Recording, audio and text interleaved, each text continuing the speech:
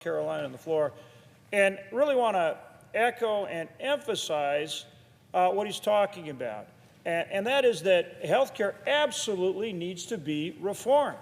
And as the senator from South Carolina said, that's exactly what the president has said. We've got to reform health care because medical inflation is going up like a rocket, and it is not going to change until we reform this health care system. And it starts with making sure that support goes to people so they have more control over their own health care. That is just common sense. And so I agree with my colleague from South Carolina, and certainly with the president's comment that that's the kind of reform that needs to be done, but it needs to be done when the government is open.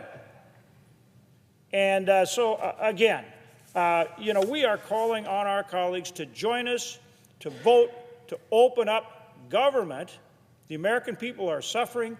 We need to get back to work on all these issues, and that happens when they join us and vote to open up government. For more than a month, Democrats have refused to pass a simple, clean, nonpartisan continuing resolution, one that would simply keep government open and allow us to continue our work on all these things and on the appropriations process, regular order, moving the bills through the way we should.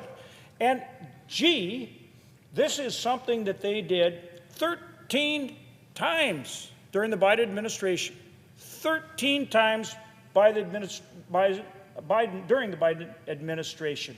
And it wasn't just some of the Democrats that made these 13 votes, it was all of them. All of them. All of them. And now they continue to hold government hostage, and the American people pay the price.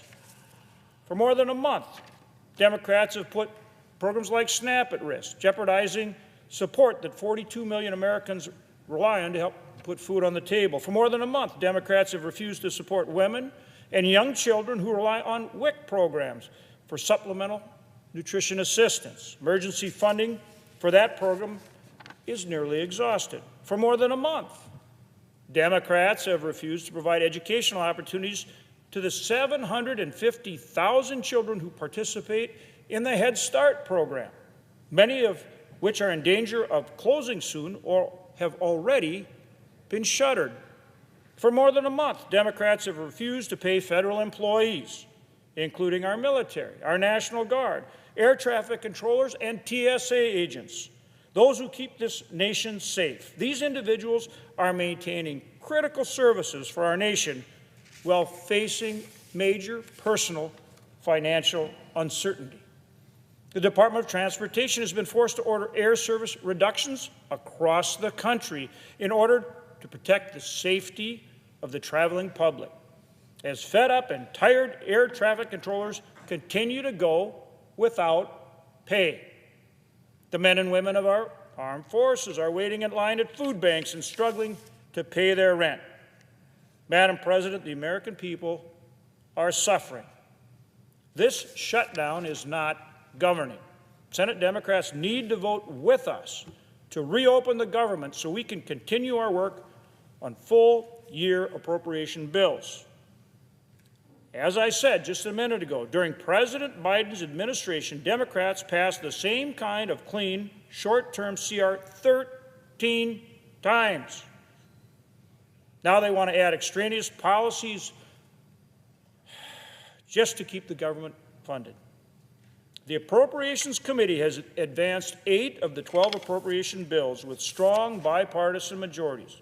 We have passed 3 of those bills on the Senate floor with more than 80 votes, and we're ready to move on them today and to get back to regular order and the appropriations process, govern the right way, fund priorities, find savings to address the deficit where we can, and make sure we are doing our work on behalf of the American people.